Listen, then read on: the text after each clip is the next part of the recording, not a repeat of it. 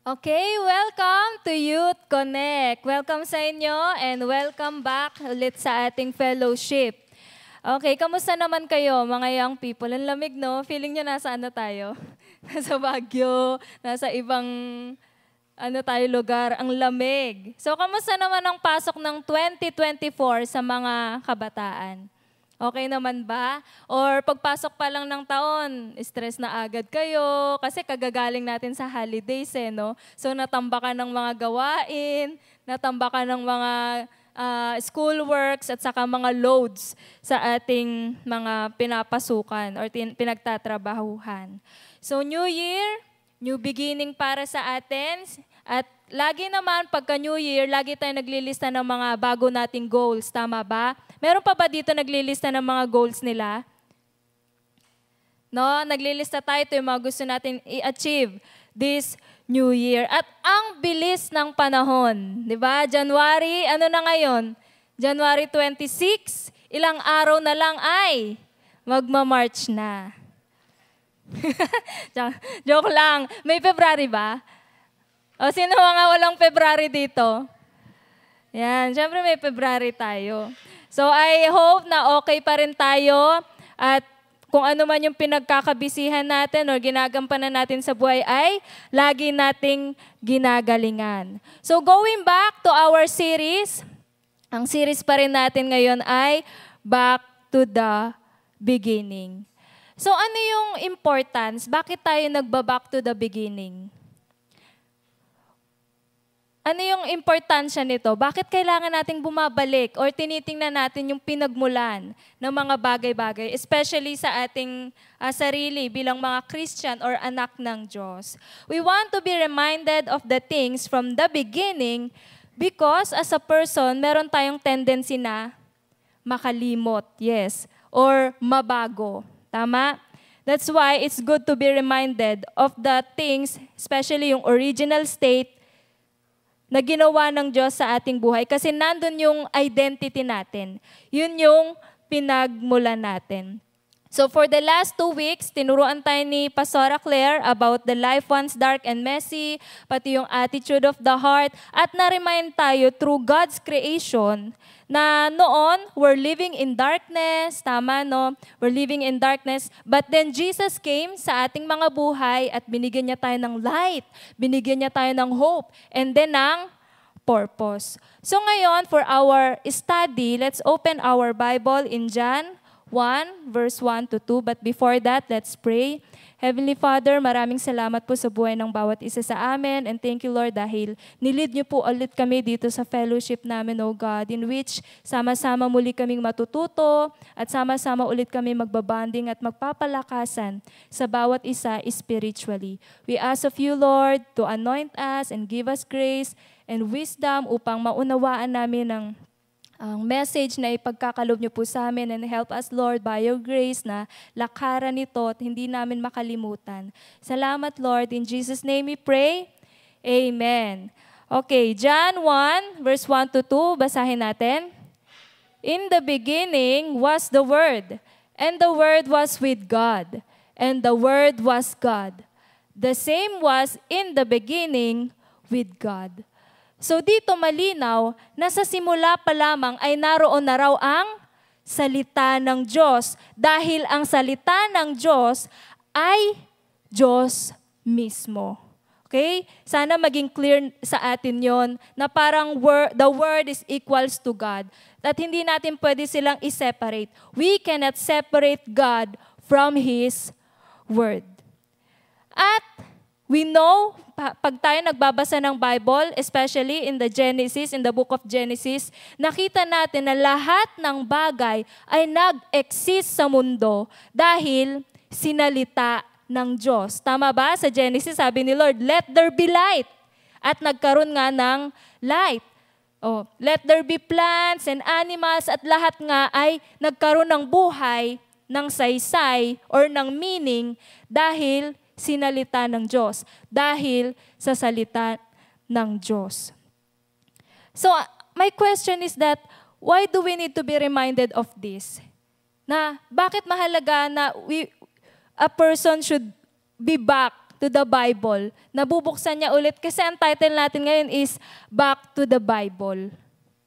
Bakit? Kailangan ng isang tao balikan niya muli yung Word of God or salita ng Diyos. Because mga kabataan, habang tumatagal, nagbabago ang panahon. Tama?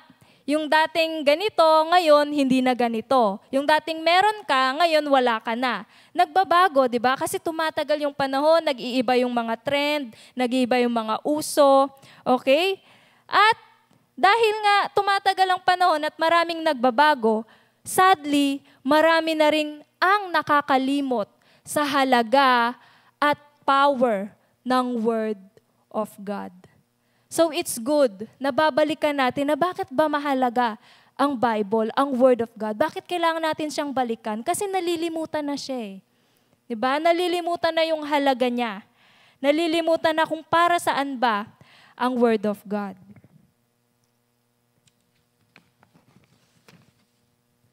Okay? At maraming tao na naiisip nila na tapos na, hindi na para pa basahin, or buklatin pa yung Bible, applicable lang yan sa mga naunang tao sa atin sa panahon ni Moses, sa panahon ni Aaron, sa panahon ni David. Tapos na, kumbaga na-serve niya na yung purpose niya. Especially sa mga kabataan na, ba't ko pa babasahin ng Bible? Outdated na yan. Para lang yan sa mga matatanda. Diba? Boring. Cringy. Hindi na yan para pa sa akin. Kasi millennial na ako, Gen Z na ako.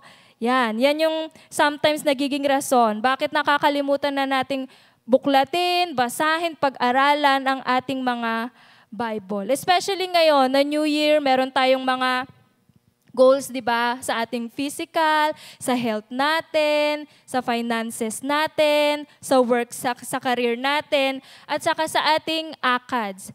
Pero meron pa bang nag-goal na I want to get deeper in God's Word this year? Meron pa ba? I want to grow and live according to God's Word this year. Meron pa ba? I believe wala na gano eh. Kasi lagi tayong nakafocus sa gusto nating ma-achieve, sa ACADS natin, sa career natin. Pero sometimes na-neglect natin yung Word of God sa buhay natin.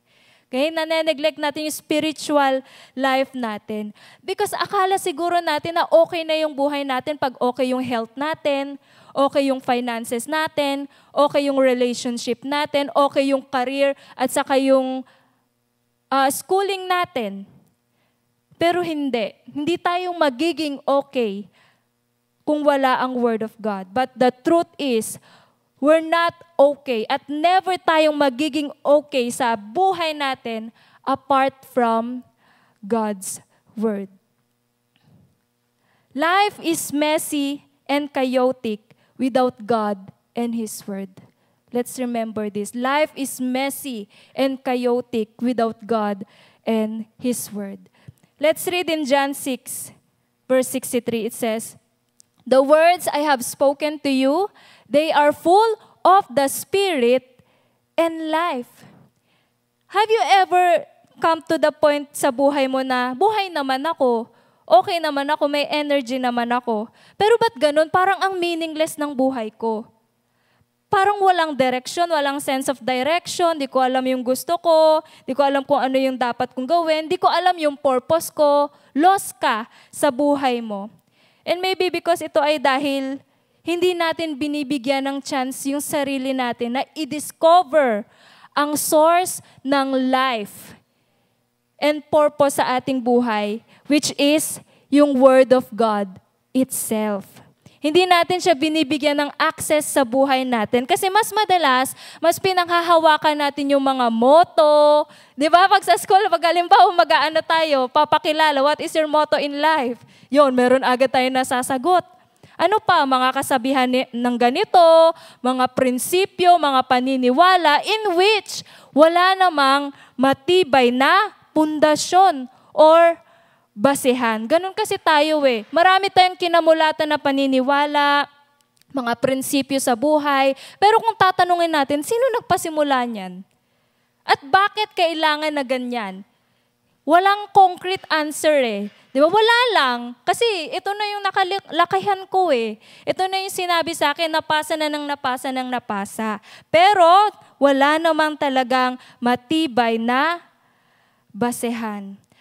And another thing is, yun din yung rason kung bakit maraming tao o kabataan ang under bondage. May mga bondage sa buhay nila, kasalanan o kaya masasamang impluensya is because ine-embrace nila yung sinasabi ng ibang tao at yung mga maling paniniwala at principles na meron sa mundo. Na pag ginawa ko to, tama to kasi maraming gumagawa nito. Okay? Pag sinunod ko yung puso ko, masaya ako kasi sinunod ko yung puso ko. Tama ba? Pag naniwala ako kay ganito, sa sinabi niya, magiging masaya at successful ako. And then, umikot na yun sa buhay mo. Doon na umikot yung buhay mo. But then you start to lose yourself. You start to question, ano bang purpose ko sa buhay ko? Nawala na. And worse, even your identity. Tama ba? Kasi ang dami na umiikot sa mundo mo at marami ka nang napapakinggan. But when we read the Bible, makikita mo na mahahanap mo muli yung sarili mo. And para kang magigising sa senses mo na, hala, ito ako. Ito pala dapat ako. Ito pala dapat kong gawin. Ito pala yung purpose ko sa buhay ko. Bakit? Because God's Word is our manual in life. Sabihin mo ngayon sa katabi mo, God's Word. Yes, basahin natin sa Psalms 19:7-8. Okay? The instructions of the Lord are perfect, reviving the soul. The decrees of the Lord are trustworthy, making wise the simple. The commandments of the Lord are right, bringing joy to the heart. The commandments of the Lord are clear, giving insight for living. Kaya yun, pagkakailangan nyo ng guidance, kailangan nyo ng answers, kailangan nyo ng direction sa buhay nyo, especially na yung age natin, teenager, young adult, young pro, marami na tayong decision making, di ba? Na minsan di mo alam, alin ba dito yung tatahakin ko, alin ba dito yung pipiliin ko. Nagkakaroon tayo ng maraming confusion, doubts, and fears. Pero meron palang solusyon. Meron palang tayong makakapitan na sagot. Ayun ay magmumula sa Word of God. That's why if you need guidance, directions, and answers, study your Bible and be guided in God's way. Para walang ibang tao, sino man tuturo sa iyo, itong tatahakin mo. Kasi hindi rin nila alam. Okay? The Bible is our life's manual. The Bible is created or made for us. Para sa ating kapakanan at para gamitin natin. It is the perfect manual for a truly successful and happy life. Okay, let's read in Hebrews 4, verse 12. The Word of God is alive and powerful. May naalala kong isang kwento. Isa siyang lalaki, evangelist siya. Lagi siyang pumupunta sa iba't ibang lugar para mag-share ng Word of God. At lagi siyang may dalang sombrero. May sombrero ba kayo dyan? Okay, imagine niyo na lang na may sombrero dyan. Yan, nakalagay sa lapag. At nakatayo lang siya at para siyang uma-acting. At sinasabi niya sa mga tao, uy, tingnan niyo yung nasa loob ng sombrero. There's something in there that's alive and powerful. And then yung mga tao, curious sila na, ano kaya yun? Ano kaya yung alive and powerful na sinasabi niya na nasa loob ng maliit na sombrero? So out of the curiosity, yung mga tao tinitingnan nila. At pagtingin nila, nasya-shock sila kasi libro. Bible. Bible pala yung sinasabi netong evangelist o yung lalaki na alive and powerful. And then nung pagka binubuklat nila, tinitingnan nila yung laman, doon na nagkakaroon ng chance yung evangelist na i-share yung Word of God. And then tatanungin ng mga tao, Bakit? Bakit alive and powerful? At doon niya nasasabihin that Jesus Christ, ganyan-ganyan, ganyan-ganyan, at naipapanalo niya yung mga taong lumalapit at naku-curious doon. So napaka-creative niya, no? Na parang sa atin, magmamagic ba siya? Ano bang meron dito? At ginagamit niya yung paraan niya na yon to win souls for Christ. Because he believed that the Word of God is truly alive and powerful. And totoo nga, testimony siya doon sa mga taong na-win niya because of that parang object lesson or example. Okay? Because the Bible isn't just an ordinary book. Maraming libro di ba? Maraming author, maraming libro dito sa mundo. Pero kakaiba ang Bible. Hindi siya basta-basta, hindi siya katulad ng iba. Kakaiba siya, special siya. Dahil mula siya sa Diyos, yan, it's God's breath, and it is powerful. Kaya mga young people, kung marami kayong gustong i-achieve, kasi masyado tayong mataas sometimes mag-isip, mangarap, ambitious, di ba? Tama ba? Pero minsan napapagod tayo or nadidisappoint tayo kasi hindi natin maabot-abot, hindi natin magawa-gawa. Parang wala tayong will and power. Tama ba? Na abutin yung mga gusto natin, abutin yung mga goals natin sa ating buhay. Pero when we read the Bible, na-empower tayo. Kasi binibigyan niya tayo ng hope, binibigyan niya tayo ng wisdom and power. Okay? Para i-push through yung mga bagay na gusto nating gawin. And especially, mag-level up sa ating buhay. And another thing is baguhin yung mga bagay or something sa puso natin na nakakapag-hinder sa atin na lumago or i-achieve yung mga goals natin sa ating buhay. Alam nyo, na-experience ko ito. Hindi ko na matandaan kung anong year, pero nasa kwarto ako noon. And then I'm reading the Bible and naramdaman ko na nililid ako ni Lord sa story ni Joseph. We know the story of Joseph na isa siyang bunsong anak and then masama yung naging trato sa kanya ng kanyang mga kapatid, ipinagbili siya. Okay, and we know the story na pagkatapos ng mahabang panahon, nagkita-kita ulit sila ng mga kapatid niya. And then, para nagkaroon ng reconciliation. And then habang binabasa ko yun, bumibigat na yung dibdib ko. And then napansin ko na lang, nakita ko na lang yung sarili ko na umiiyak na ako. Nakita ko yung Bible ko, basang-basa na ng luha ko. And then, napaka-clear ng message sa akin ni Lord that time. Sabi niya, dapat gayahin mo si Joseph. You know why? Kasi sa heart mo, marami kang bitterness and unforgiveness. Pero si Joseph, nung binasa ko yung Bible, kaya pala parang nababagbag yung puso ko. Kasi alam niyo yun, pinatawad niya yung pamilya niya na ang sama ng ginawa sa kanya. And then that time talagang binabagbag ni Lord, kino-convict niya yung puso ko na, sa isip ko, Lord, wala naman na yun eh. Pinalampas ko na yung mga tao na nakasakit sa akin o nakagawa sa akin ng hindi maganda. Pinalampas ko na yun. Pero si Lord nakita niya eh. Kahit sa isip mo, pinalampas mo na yun, sa puso mo may bitterness and unforgiveness ka.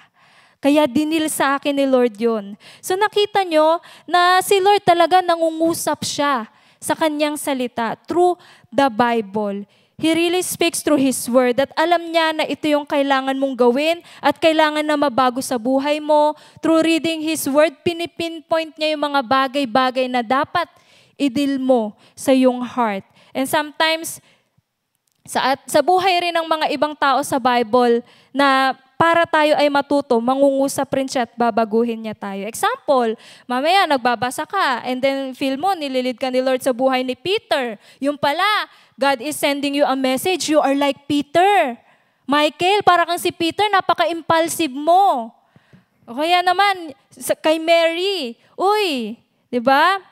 Para kang si Mary, natutuwa ako sa'yo. Sabi sa Lord, natutuwa ako sa'yo dahil pinili mo yung tama. Pinili mo yung best part. O kaya naman, ikaw, princess, para kang si King Nebuchadnezzar. Marami kang yabang, marami kang pride sa buhay mo. O kaya naman, habang nagbabasa tayo, you are in the situation na sa buhay mo na kailangan mong maging David. Kailangan mong maging matapat. 'Di ba? Kasi may balang araw, maraming problema, maraming giant ang makakaharap mo sa buhay mo, pero hindi ka dapat kailangan matakot. Kailangan mo pairalin ng faith mo. Okay, you have to step up in faith. O kaya naman, pangalan mo nga?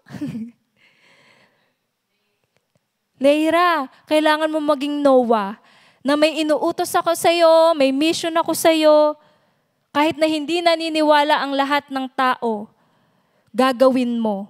Kasi gusto mong sumunod sa akin. So, kung hindi tayo nagbabasa, nagbubuklat, nag-aaral ng Bible, paano natin malalaman yung pangungusap ni Lord sa ating buhay? We are seeking for answers, we are seeking for direction and guidance. Hindi natin makuha-kuha kasi nga, hindi tayo nagbabasa ng Bible. Okay? But when studying the Word of God become your habit, hindi ka na parang feeling lost. Alam mo, may mga bagay na mawawala sa'yo. Babalik ka sa sarili mo, hindi mo na mararamdaman na parang hindi mo alam gagawin mo or lost ka sa buhay mo. Pero may mga bagay na mawawala sa'yo. Okay? Mawawala sa'yo yung mga sins mo. Yan. Yung conscience mo, malilinis. You will start to lose your sins, wrong mindset, perspectives in life, and also bad habits. Yan ang magandang benepisyo ng Word of God sa ating buhay. And also, the Word of God is active and never outdated. Kung ang mundo nagbabago, ang salita ng Diyos, hindi siya nagbabago, pero lagi pa rin siyang applicable sa ating buhay. In changing times, the Word of God never changes. In Psalm 119, verse 89, sabi dito, basahin nga natin, youth, your Word.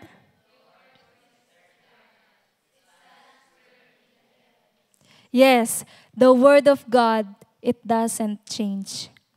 Applicable pa rin siya sa mga tao noon at hanggang ngayon. Applicable siya sa lahat ng oras, panahon, at pagkakataon ng ating buhay. Kung ano yung mga sinasabi ni Lord nung unang panahon, ganun pa rin ang sinasabi niya hanggang ngayon. Kung sinabi niyang 10 Commandments noon sa era ni Moses, applicable pa rin ang 10 Commandments ngayon. Kung bawal pumatay noon, bawal pa rin ngayon. Bawal magnakaw noon, bawal pa rin ngayon. Ngayon lang kasi nagmumukhang okay or nagmumukhang hindi bawal or nagmumukhang normal kasi nga marami na ang gumagawa. Pero sa mata ng Diyos, bawal pa rin yun. Utos niya pa rin na wag natin yun suwayin. Okay? Ganon din yung mga instructions and wisdom. Napakayaman ng Bible sa wisdom na I believe na kailangan natin sa ating buhay. And wag natin isasantabi yung mga instructions and wisdom, mga utos ni Lord sa Bible kasi may purpose yan. Kung bakit yan sinasabi ni Lord, hindi lang para may rules or may instruction tayong susundin. Okay? Yan ay para magkaroon tayo ng maayos at masaganang buhay. Kaya we should desire every day of our lives na makinig at mag-aral ng Word of God. Because alam niyo si Lord, pag tayo nagbabasa at nag-aaral ng Word of God, it's our time with God na nakikipag-interact siya sa atin. Diba sa relationship may communication, may interaction. Hindi mo masasabing relationship yan kung walang communication. So with God, kung meron tayong relationship sa Kanya, nagbabasa tayo ng Word of God, nag-aaral tayo, we are interacting with Him. And yun din ang gusto ni Lord sa ating buhay. He wants to speak and interact with us every day, araw-araw, because He wants a relationship and intimacy with us. To all the girls out there, sa mga women, mga kababaihan, have you ever wondered, bakit tayong mga babae, meron tayong attitude or parang desire na gusto natin na pinupurso tayo? Tama ba? Ayaw mamin. Di ba gusto natin na pinupurso tayo, nililigawan, tayo yung pinupuntahan, tayo yung sinusuyo. Minsan ba natatanong niyo, ba't ako ganito? Ba't parang gusto ko napapansin ako, gusto ko sinusuyo ako, pinupursu ka. Tama ba? And then alam niyo, marami akong nababasa sa libro about girls, about understanding the heart of a woman. At doon ko nalalaman, doon ko na nadidiscover na hindi lang pala arte ng babae yon na gusto niyang ipurso siya. Nalalaman, nakikita, nababasa ko sa mga libro na kung bakit may desire ang isang babae na ipurso siya is may pinagmulan yon or may pinanghugutan. Nahugot niya yon or nagmula yon kay Lord mismo, kay God mismo. Because a woman or tayo, babae, she was made to the image of God. Kasi si Lord pala, He also wants to be pursued. Gusto ni Lord na i-pursue rin siya. Mahal niya tayo. Okay? Do you believe in that? Mahal tayo ni Lord. Pero He also wants us to love Him back because He created us for His pleasure. He wants to have relationship with us. Gusto niya na i-pursue natin siya, isik natin siya, ipaglaban natin siya, unahin natin siya. Yon ang gusto ni Lord. And then, paano natin ipapakita na mahal natin si Lord? It is through loving His Word. Amen? Let's pursue God this year. Hindi lang natin ipupursue yung hand ni God na alam natin na mapagbigay, alam natin na mapagpala, lagi tayong i-bless, okay? This year, our goal is pursue God's heart.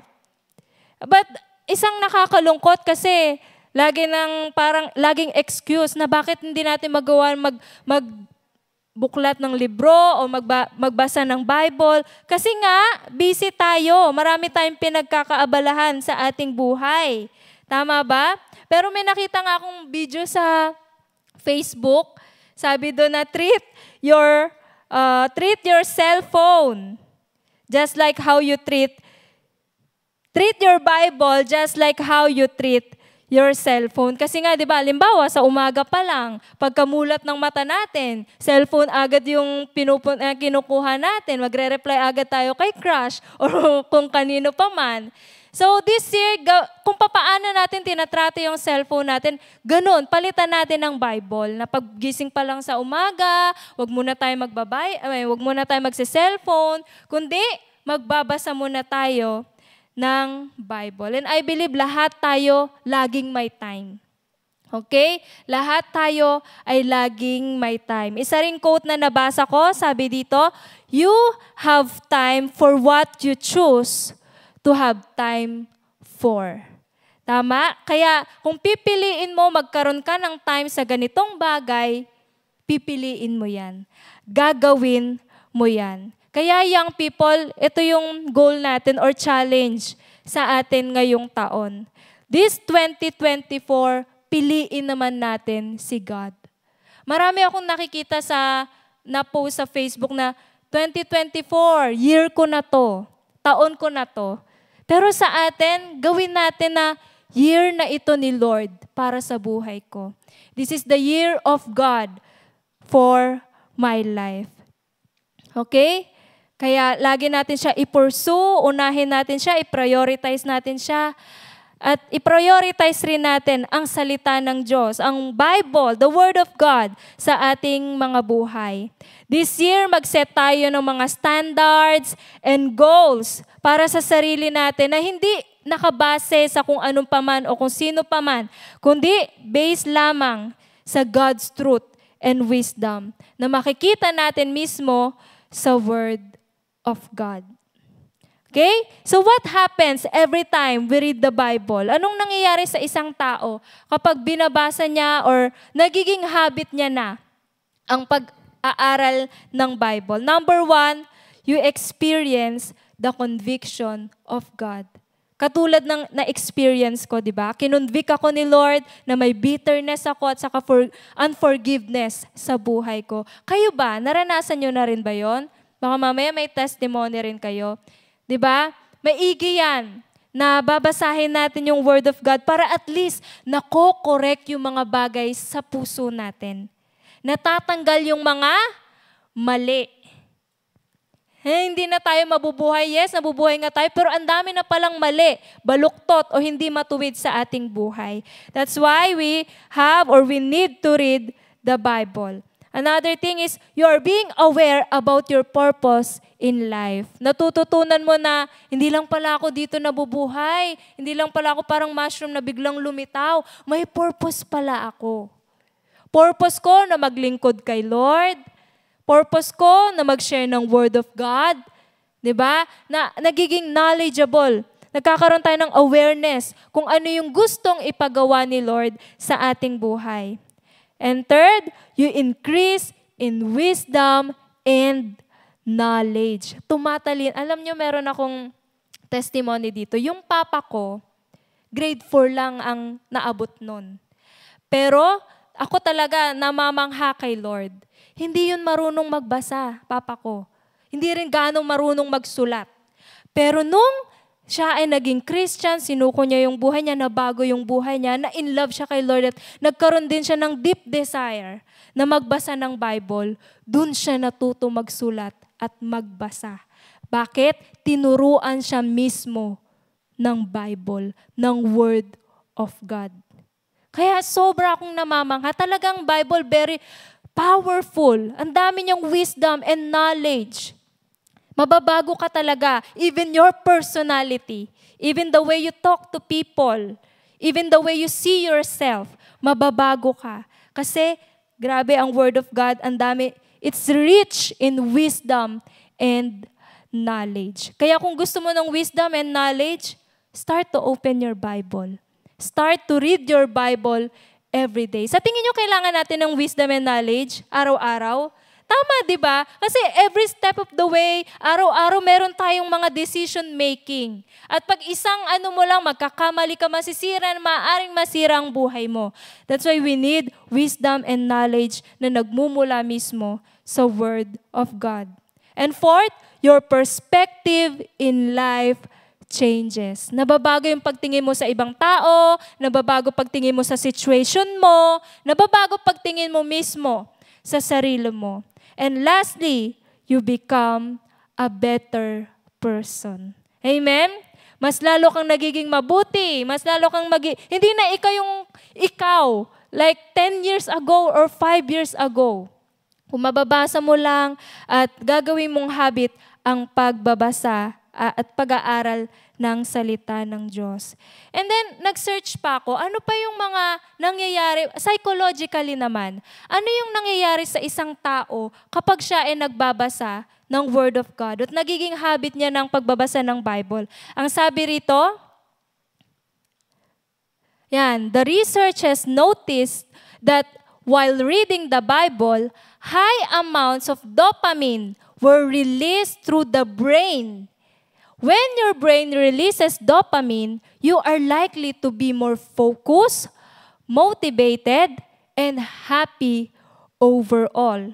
And with all the chemical reactions found in this study, there's no denying that reading the Bible actually does affect the neural pathways in your brain.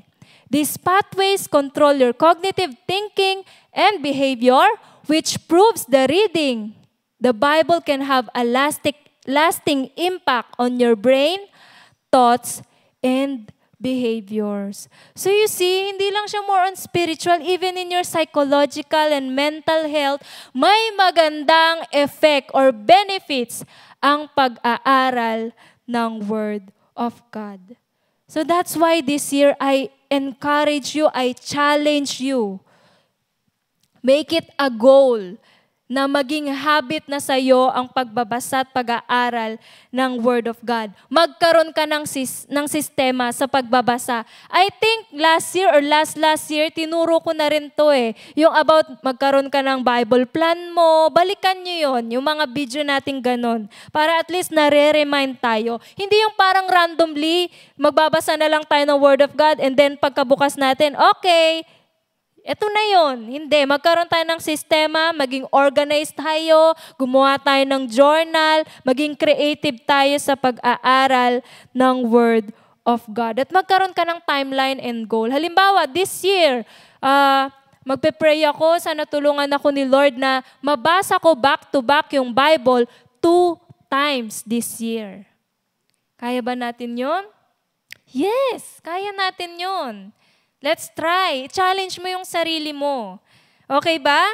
So yun lang naman ang ating message for tonight. And then meron pa tayong konting time.